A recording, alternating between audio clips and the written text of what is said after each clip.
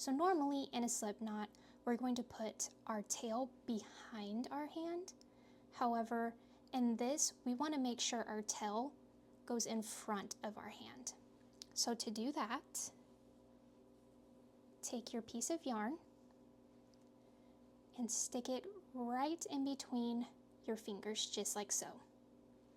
Once you have that, wrap that tail around your index and middle finger,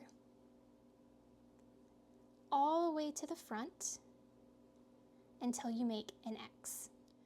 Once you have that loop made, go ahead and put your thumb right where those two pieces of yarn cross.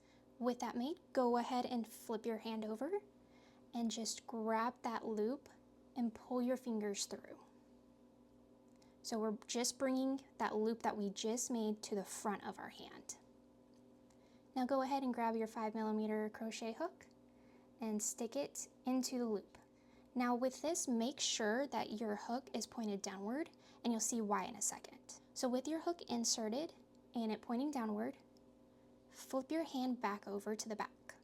So with our hook face downward, go ahead and just pull that yarn through the loop. What we're going to do next is just flip our hand over, and we're going to yarn over into this loop right here on the hook.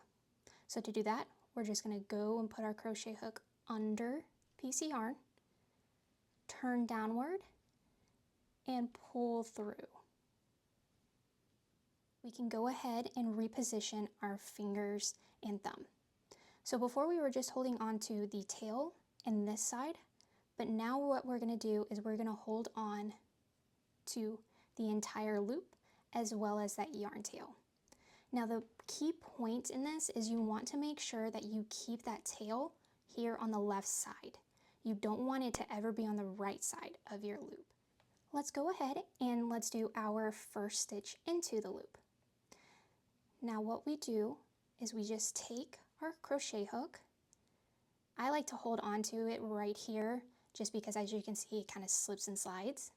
So hold on to the yarn that's on the hook and turn your hook so it goes into that loop, just like so.